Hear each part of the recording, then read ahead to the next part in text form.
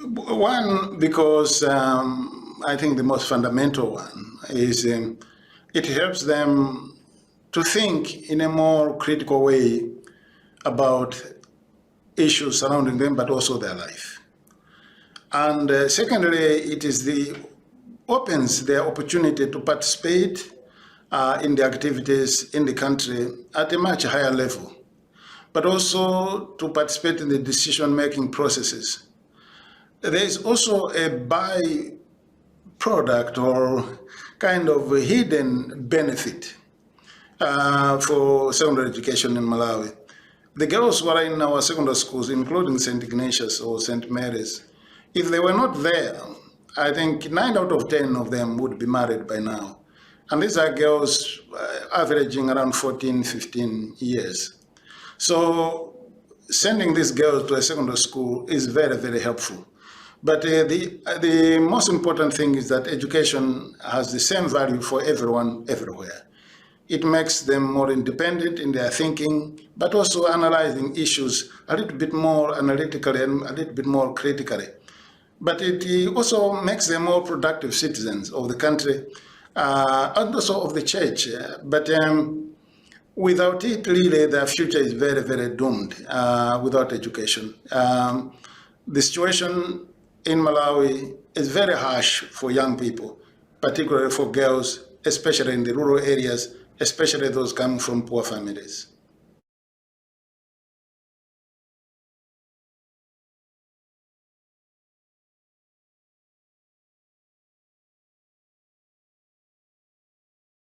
I am an educationist myself, and even within the church, I would say the time for having people believing in Christ but who have no education whatsoever, at one point it was very safe to be a Christian of that kind. But time has gone for that, because there are a lot of things that militate against the faith. And the young people, the Christians of today, need to be able to sift through that information and see whether this is valid information, this is a true information, or it's just propaganda. But just having people of goodwill as Christians, they would easily be swept away by so many things that militate against their faith. So if they have to be good leaders of the church, they also need to have education. But then you take that out from there, you add to it the nation. We cannot get out of that level of deprivation and poverty in Malawi without education. All other means are presuming that people have a certain quality of education. So the interventions you're making in the front of health, agriculture, political stability, and all those presume that someone is able to sift through the information they're getting, is able to make independent decisions, and is able to critique some of the information he or she is receiving. And as an educationist myself, I don't see any substitute for education. And its value for the church, its value for the state, its value for the individuals, its value for the families cannot be replaced, and that cannot be done without. We need it, and we need to educate the young people as much as we can, and it is very valuable.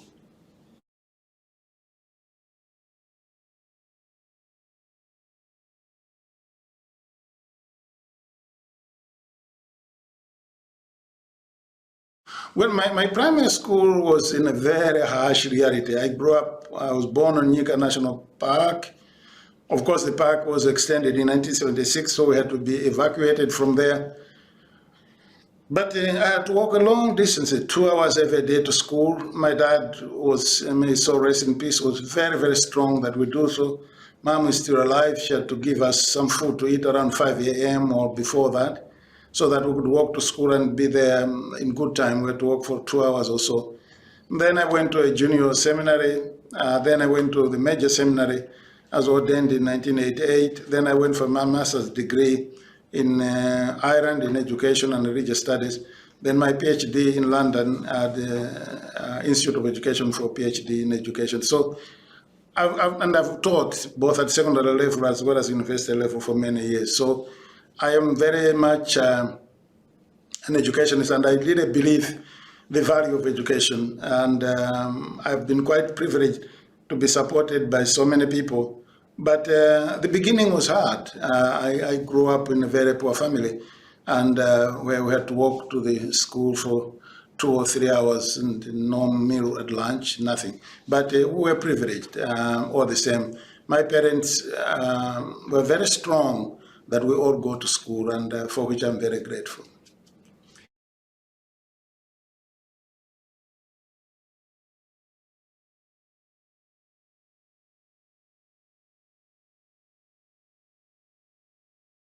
Yeah, the school fees for primary, of course, it is free, but it has also hidden costs. But secondary education is mainly for their food, because all our schools are boarding schools.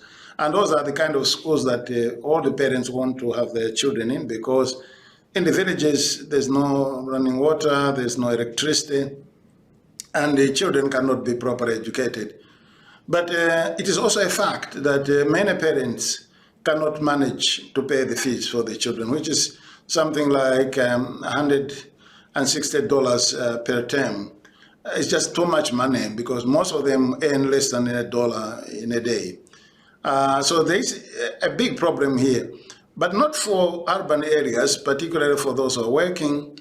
But as you go into rural areas, finding $160 to pay for school fees per term is a big toll for most of the parents, and it's something they cannot do on their own, or they will do, but with a lot of difficulties.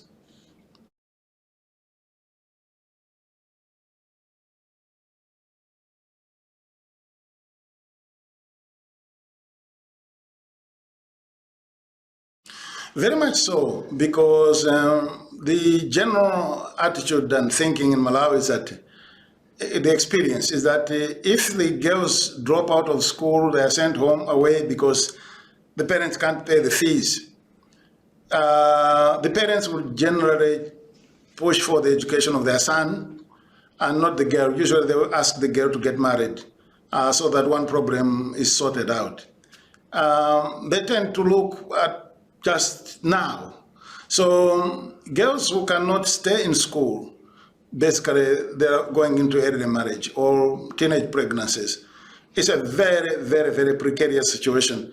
Unlike in many other countries, don't let us not forget here, Malawi has no social welfare system. So a girl that falls out of the system and plunges herself in a situation at 15, gets pregnant, it's a terrible situation, because it means can't look after herself, can't look after the child. It means the child too will not go anywhere. It means the child will also end up in the same situation. So it's a very serious situation, and the girls do need a lot of attention. And that's the reason why, as a diocese, we have made a lot of effort to create as many places for secondary schools for girls as possible.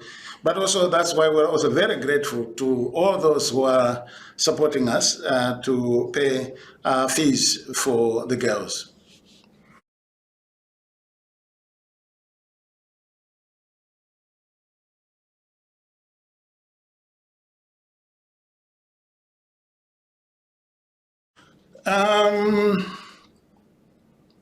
A lot of studies have been made at one point that, it was strongly felt that if you stock a school with all the necessary equipment, you automatically get good results.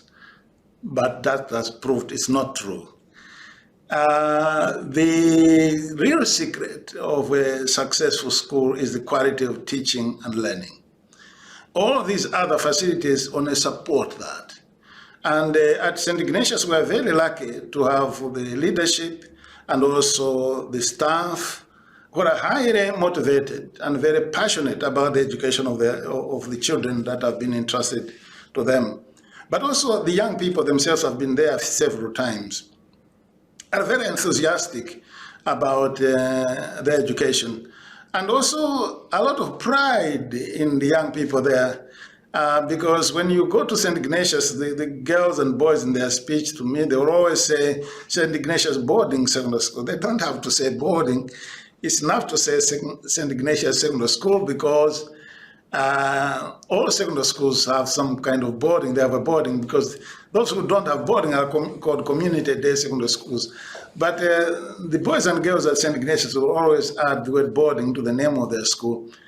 Basically, because it is the only boarding school in that particular area, but also it is not a community day secondary school. So a lot of pride, a lot of esteem among the students, and very great passion among the staff about teaching these young people. To me, that's the secret of it.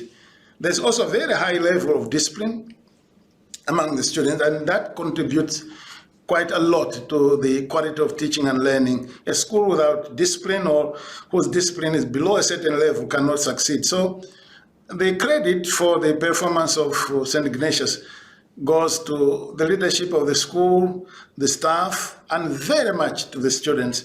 You go there, you sit in a seat. The students are very proud to be there and bubbling with life, really. And I hope we will not lose this, because in some schools you go there, there's no life. The young people think that they're doomed from day one. So St. Ignatius is a huge achievement, but also the pastoral care. In our schools, we provide pastoral care very, very closely. We always assign a priest to be with the students, make sure that he goes there at least once a week, if not more. Also is the counselor, meets the students and chats about their problems. So it is not just about learning English and geography and history, but also the spiritual and pastoral care. So looking after these young people in that holistic manner contributes very greatly to the level of discipline and focus by the students. But also my office and myself, I do monitor very, very, very closely what is happening in our schools. And I've been in education, I've headed secondary schools, I've taught in university. So when I go there, I see things that are going well and going wrong immediately. And I am very clear about what should be stopped, what should be improved, and what should be sustained. So they know that we are working together very, very, very closely. And St. Ignatius has certainly started off very, very well, and we're very grateful.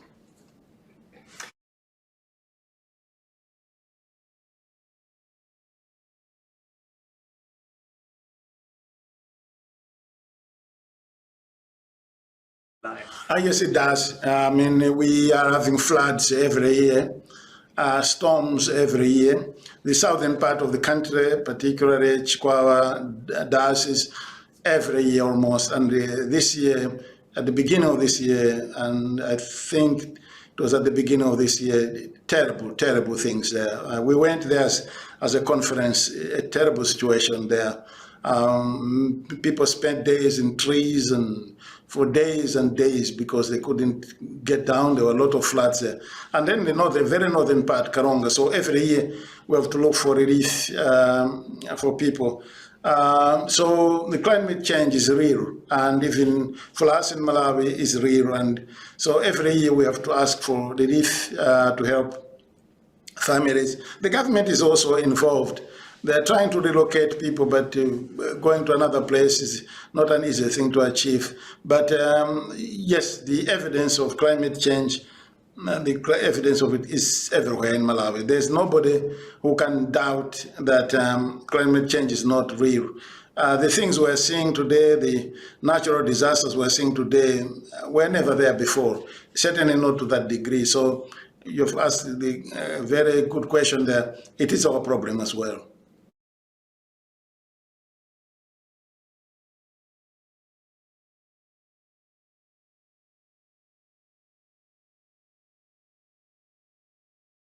Well, the pandemic was quite bad for us. Of course, the schools were closed for a good time of 2020 and opened towards the end of 2020 and then continued to 2021. And even now, the government the timetable has not been fully adjusted It was a trying period, but thank God it was probably not as worse as other countries.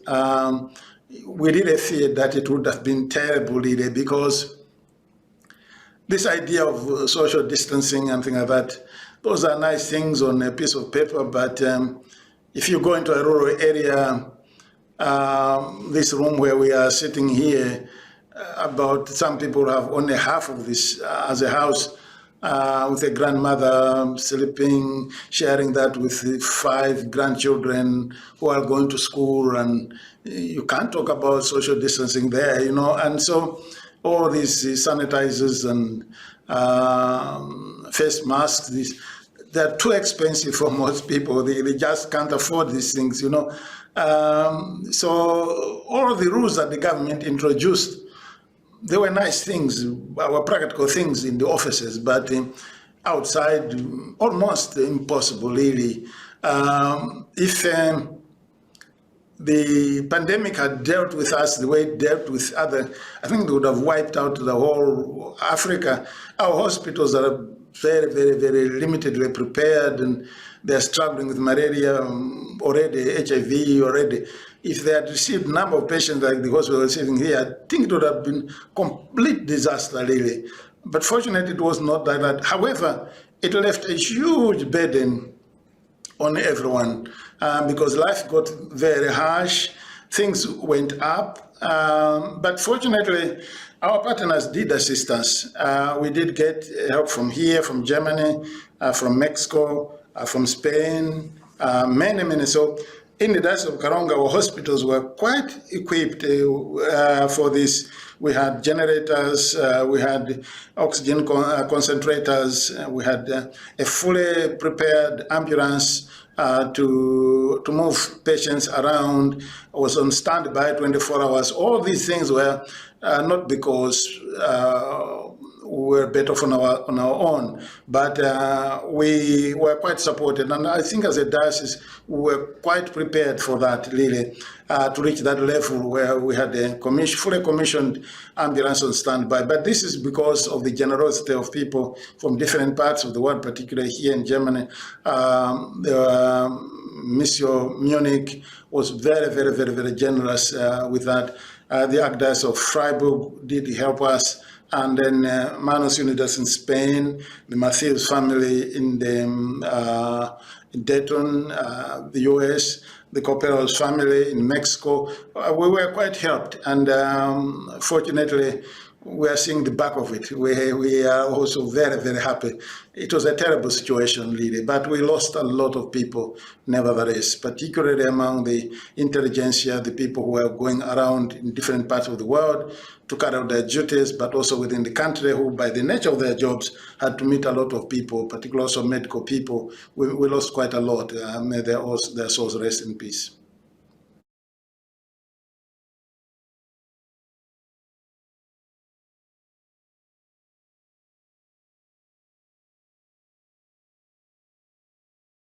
Yeah, I would like to say, I don't think I would say anything else other than to thank them. Those children, without your support, would not be in that school. But as I've already said, the fees that the children pay is not to pay the teachers. That fees is to feed those kids. And the reason why the kids want to be in that school is because it is a boarding school where they sleep there and they eat there. But for them to eat, we need to buy food. And the food stuff, especially recently with the conflict in Russia and Ukraine, has gone completely out of control. And also after the pandemic, completely out of control. It's a terrible situation. Schools cannot afford on their own if the fees are not paid. So the teachers want to teach the children, but the child wants to eat. And the only source of money for those schools is the fees. So if without the fees, they cannot feed the children. But how do you expect kids from 15 to 18 years to stay there without eating? So we are very grateful, and we really appeal for your help. We appreciate, and regardless of the challenges, we deeply, deeply, deeply appreciate.